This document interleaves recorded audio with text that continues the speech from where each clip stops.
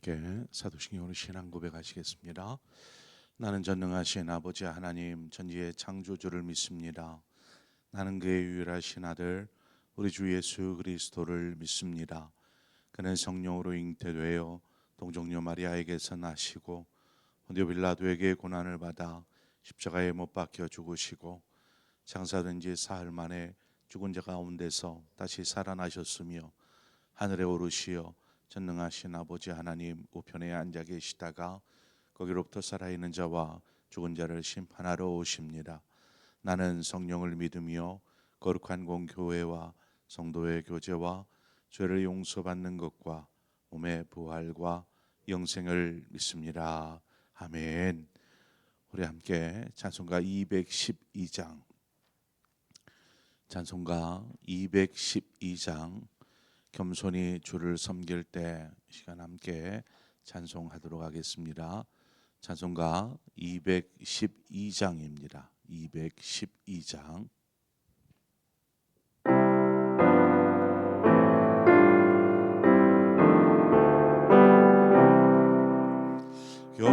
겸손히 주를 섬길 때 외로운 일이 많으나 구주여 내게 힘주사 잘 감당하게 하소서. 인자한 말을 가지고 사람을 감화시키며 갈 길을 잃은 우리를 잘 인도하게 하소서. 구주의 귀한 인내를 깨달아 알게 하시고 굳건한 믿음 주셔서 늘 승리하게 하소서. 장래의 영광 비추사 소망이 되게 하시며 구주와 함께 살면서 참 평강 얻게 하소서.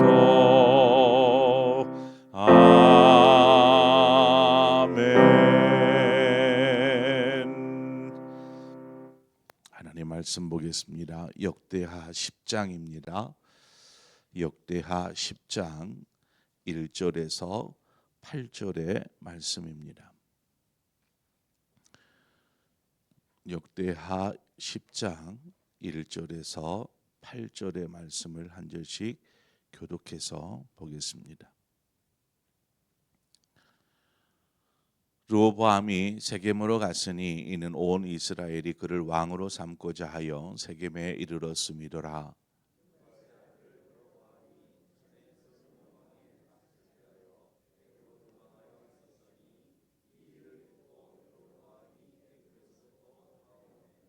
무리가 사람을 보내어 그를 불렀더라. 여로보암과 온 이스라엘이 와서 르호보암에게 말하여 이르되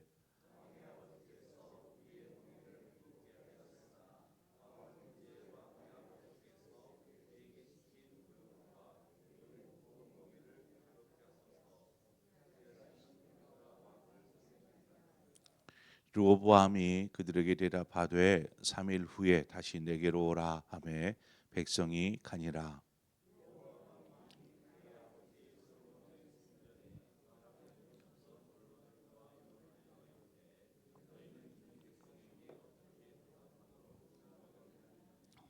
그들이 대답하여 이르되 왕이 만일 이 백성을 후대하여 기쁘게 하고 선한 말을 하시면 그들이 영원히 왕의 종이 되리이다 하나.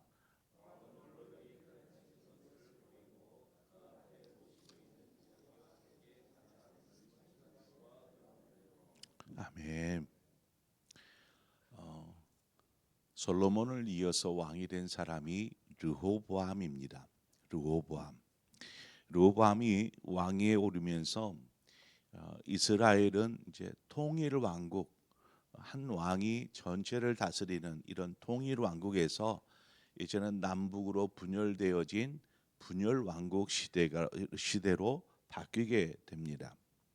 오늘 본문은 이제 왜 이렇게 이스라엘이 남과 북으로 이렇게 분열되었는가 그 배경을 이야기해 줍니다.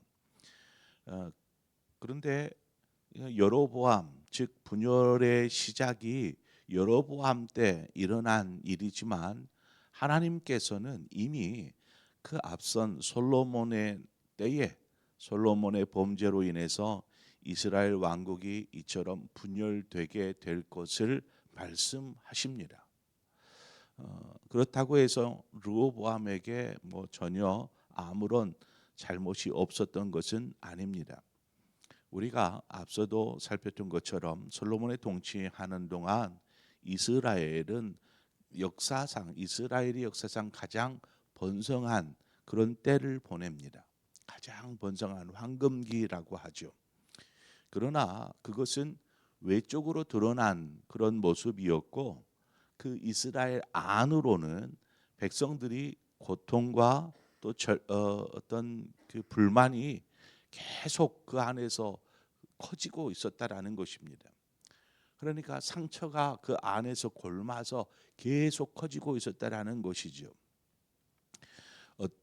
왜 그런 일들이 벌어졌을까? 솔로몬이 우리도 이제 앞서 솔로몬이 40년 동안 통치하면서 어떤 일을 하였는지를 쭉 살피지 않았습니까?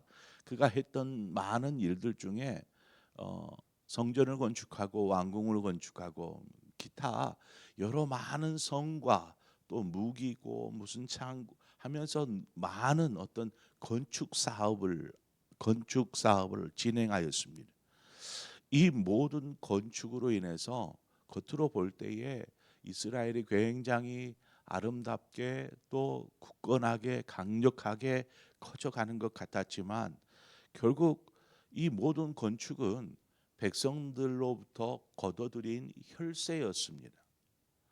백성들의 삶이 계속 어려움에도 불구하고 세금을 걷어내는 것입니다. 뿐만 아니라 건축을 하려면 건축하는 사람들, 즉 오늘날처럼 무슨 뭐 장비와 무슨 기술자가 동원이 이런 것이 아니라 그냥 막노동입니다. 짐을 다 어깨로 실어 나르고 뭐 수레나 이런 것으로 직접 사람이 힘으로 해야만 하는 그 일을 누가 했겠습니까? 바로 이스라엘 백성이었습니다. 백성들이 강제로 동원이 되어서 그 노역을 감당해야 했습니다. 그러다 보니까 세금은 세금대로 내고 자기 일 놔두고 가서 나란 일을 해야 하는 이런 고된 노역에 시달렸던 이스라엘 백성, 마치 애굽에서 고된 노역으로 부르짖었던 그 이스라엘 자손의 모습처럼 솔로몬 시대의 이스라엘 백성들 안에 이러한 원성들이 있었습니다. 솔로몬을 향한 원성. 그러나 누구도 솔로몬의 통치에 대해서 어떤 저항할 수가 없었습니다. 막 뭐라고 얘기할 수가 없는 것이죠. 솔로몬이 죽고 그의 아들 르호보암이 왕이 되자 이제 그 원성이 터져 나온 것입니다. 강제 노역과 또 과중한 세금으로 힘겨워하던 이 이스라엘 백성들이 이제 르호보암에게 좀 이것들을 완화해 달라 이것을 요청한 것이죠. 이 일에 앞장섰던 사람이 바로 여로보암입니다. 여로보암이 누구인가? 그는 에브라임 지파 출신이었고 솔로몬의 신하였습니다. 그러니까 이렇게 부역을 할 때 와서 같이 일하던 사람이었는데 그가 정말 성실하고 부지런하게 일하는 것을 솔로몬이 본 것입니다. 아, 저 여로보암은 저렇게 일을 시켜서는 안 되겠다 해서 그를 불러가지고 그를 어떤 책임자로 맡깁니다. 어떤 일하는 데에 네가 책임지고 그러면 이 일들을 해라, 이런 식으로 책임을 맡기는 신하로 바뀝니다. 열왕기상 11장 28절, 이 사람 여로보암은 큰 용사라 솔로몬이 이 청년의 부지런함을 보고 세워 요셉 족속의 일을 감독하게 하였더니, 그러니까 여로보암이 이제는 감독자가 된 것이죠. 유능한 노동의 감독자가 된 것입니다. 그는 이제 감독을 하다 보니까 백성들, 그 이스라엘 자손들이 와가지고 일을 하고 힘겹게 일을 하고 하는 것을 옆에서 지켜보았지요. 또 그것들을 시켜야 하는 입장이지 않습니까? 이렇게 해주십시오 막 하면서 해야 되는 입장. 그러다 보니까 백성들의 고통과 더 현실적인 그런 아픔들을 너무나 가까이에서 지켜보았던 것이죠. 왜 이렇게까지 해야 할까? 저렇게 힘겨워하는데 하는 그런 마음이 여로보암에게 있었다라는 것입니다. 그런 여로보암을 하나님께서 선지자 아이야를 보내서 열 지파를 너에게 주겠다라고 말씀하십니다. 그러니까 왕이 될 것을 이미 솔로몬 때에 말씀하신 것이죠. 열왕기상 11장 37절에 내가 너를 취하리니 너는 내 마음에 원하는 대로 다스려 이스라엘 위에 왕이 되되, 이거 하나님께서 선지자를 통해서 이 여로보암에게 하신 말씀입니다. 왕이 되되. 그런데 선지자가 이 여로보암을 찾아가서 네가 왕이 되되라는 이 이야기를 솔로몬의 귀에 들어갑니다. 그러니까 자신의 아들도 아니고 자신이 왕이 되어 있는데 뭐 이제는 뭐 통치 말기로 가지만 자신의 아들도 아니고 엉뚱한 사람이 왕이 된다라는 그런 말을 들으니 솔로몬의 마음이 어떤 마음이 들겠습니까? 얘를 죽여야겠다. 그래서 여로보암을 죽이려 하니까 여로보암이 애굽으로 도망을 합니다. 다른 나라로. 그렇게 해서 애굽에 도망하여서 살게 되죠. 그리고 나서 솔로몬이 죽자 애굽에서 돌아온 여로보암이 이제 백성들과 함께 르호보암을 찾아가서 우리의 멍에를 조금 가볍게 해 주십시오라고 요청한 것입니다. 이것은 반역이 아니었습니다. 그냥 요청이었습니다. 당신이 우리에게 멍에를 좀 가볍게 해 주시면 우리가 당신을 왕으로 평생 섬기겠습니다. 이런 고백을 한 것이죠. 본문 4절에 보니까 왕의 아버지께서 우리에게 멍에를 무겁게 하였으나 왕은 이제 왕의 아버지께서 우리에게 시킨 고역과 매운 무거운 멍에를 가볍게 하소서. 그리하시면 우리가 왕을 섬기겠나이다. 이렇게 고백을 합니다. 그 말을 들은 르호보암이 이제 막 왕이 되어 가지고 잠깐 3일만 좀 나에게 말미를 달라. 내가 생각해 보고 결정하겠다라고 이제 돌려보냅니다. 7절에 보니까 그들이 대답하여 이르되 왕이 만일 이 백성을 후대하여 기쁘게 하고 선한 말을 하시면 그들이 영원히 왕의 종이 되리이다 하나. 르호보암이 이제 여로보암의 말을 듣고 원로들에게 갑니다. 원로들에게 가서 2차 저차에서 이러한 제안이 요청이 왔습니다. 이럴 때는 어떻게 해야겠습니까? 라고 자문을 구합니다. 그러니까 그 원로들이, 나이 많은 원로들이 해준 말이 바로 7절입니다. 원로들은 르호보암이 아니라 솔로몬 때에 신하로 있었던 사람들이죠. 나이가 많다라는 것은 그만큼 정치나 어떤 경험이 많다라는 것입니다. 많은 경험을 가지고 있었고 또 솔로몬 왕 때에 백성들이 뭐 그 원성을 전혀 모르는 것이 아니었습니다. 알고 있음에도 어쩔 수 없이 계속 사업들을 진행했던 것이죠. 그러니까 신하된 입장에서 이때에 르호보암에게 얘기를 하는 것입니다. 백성이 얼마나 힘들었는지를 알기에. 그래서 백성들을 후대하시면 백성들이 영원히 왕을 섬길 것입니다. 이렇게 조언을 한 것이죠. 역대하에서는 후대하다라는 단어 표현을 사용합니다. 후대하다. 그런데 열왕기상에서는 똑같은 원로들의 이야기인데 그 열왕기상에서는 어떤 단어를 사용하냐면 백성을 섬기는 자가 되어라고 되어 있습니다. 그러니까 후대한다라는 말이 곧 섬기는 자리에서 백성들을 섬기듯 그런 왕이 되시면 이런 뜻인 거죠. 원로들은 르호보암에게 지금 백성을 섬기는 자가 되십시오라고 조언을 했던 것입니다. 주님께서 제자들에게 가르치실 때에 마가복음 10장 44절과 45절을 보면 이렇게 기록합니다. 너희 중에 누구든지 으뜸이 되고자 하는 자는 모든 사람의 종이 되어야 하리라 하면서 인자가 온 것은 섬김을 받으려 함이 아니라 도리어 섬기려 하고 자기 목숨을 많은 사람의 대속물로 주려 함이니라. 이렇게 주님께서 말씀하십니다. 그러니까 앞서는 제자들에게 가르치는 말씀이고 뒤에 나오는 말씀은 자신을 향한 말씀이었습니다.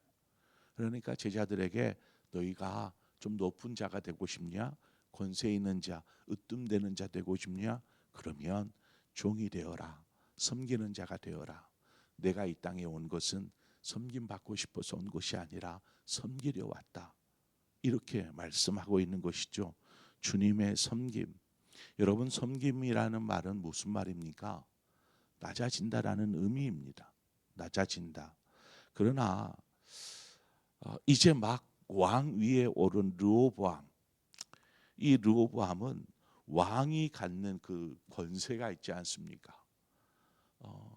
다른 모든 신하보다 위에 있는 왕이 갖는 권세, 이 권세를 누리고 싶었습니다. 그냥 낮은 자리에서 무슨 섬기고 싶지 않았습니다. 그냥 자신의 말 한마디면 온 백성이 움직여야 하고 자신의 손짓 하나면 모든 사람들이 엎드려야 하는 이러한 권세를 누리고 싶었더라는 것입니다. 이 권세가 자신에게 이제 막 주어졌는데 이 권세 놔두고 낮은 자리에서 섬기는 자가 되라. 이 말이 그 귀에 들리겠냐라는 것이죠.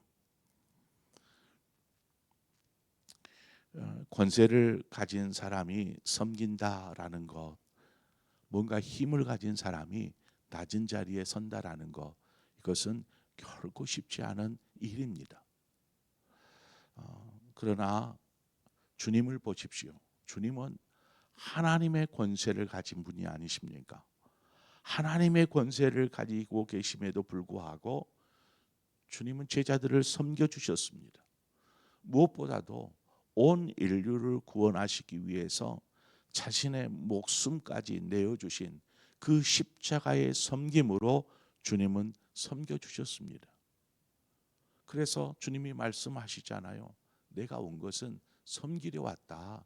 그 섬기는 것은 많은 사람을 위해서 내 생명을 대속물로 주는 것이다. 이 섬김으로 주님은 섬겨주셨더라는 것입니다. 주님의 그 3년간의 행적을 보면 주님은 결코 힘 있는 자들과 함께 하지 않았습니다. 오히려 주님의 가는 곳곳마다 가난하고 소외되고 병들고 아파하고 문제가 있고 이런 죄인들, 이런 사람들과 주님은 가까이 하셨고 그들을 섬김의 자리에서 섬겨 주셨더라는 것입니다. 그런 비천한 사람들까지도 주님은 그 낮은 자리에 내려가셔서 섬겨주신 것이죠. 주님은 가장 낮은 자리 그곳에 오셨습니다. 그리고 그곳에서 섬기시기를 마다하지 않으셨습니다. 주님은 섬기는 지도자가 가장 으뜸이 되는 자라 이렇게 말씀하십니다. 성도들이 담임 목사라고 저를 우리 목사님 이렇게 부르면서 저를 정말 많이 섬겨주고 계십니다. 오히려 제가 성도들을 섬겨야 하는데 더 잘 섬겨야 되는데 너무나 많은 것이 부족함을 저는 느낍니다. 르호보암이 이 원로들의 이런 조언을 오늘 8절에 보니까 듣지 않았다라는 것입니다. 섬기는 자가 되십시오. 그러면 오히려 백성들이 왕을 위해서 평생토록 왕을 섬길 것입니다. 이 이야기를 해줌에도 불구하고 르호보암이 이 원로들의 말을 전혀 경청하려 들지 않습니다.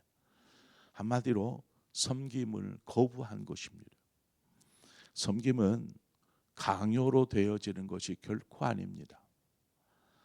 섬김은 상대를 사랑하고 존중하는 마음이 있을 때에 섬길 수 있는 것입니다. 섬김을 받는 것은 쉽지만 섬긴다라는 것, 그것은 참 어렵다라는 것을 보게 됩니다. 성도들 중에도 섬기는 분들이 계세요. 식당을 해도 우리는 맛있게 즐겁게 웃으면서 이야기하면서 맛있게 먹지만 그 먹음 뒤에는요, 그 뜨거운 데에서 땀을 흘리면서 수고하는 섬기는 분들이 있더라는 것입니다. 우리가 그런 섬기는 분들의 수고를 잊어서는 안 됩니다. 뭐 식당뿐이겠습니까?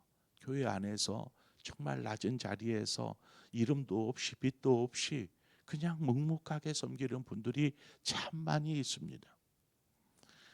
하나님께서 그렇게 섬기는 자를 이렇게 세워 주실 줄 믿습니다. 축복하여 주실 줄 믿습니다. 우리 역시 주님께서 말씀하신 것처럼 우리는 섬기는 자가 되어야 합니다. 주님의 제자이기에 잘 섬기시는, 하나님을 잘 섬길 뿐만 아니라 우리 옆에 있는 형제들을 잘 섬기는 저와 여러분이 되어지기를 주님의 이름으로 축원합니다. 기도하겠습니다. 좋으신 하나님 아버지, 은혜와 사랑을 감사합니다.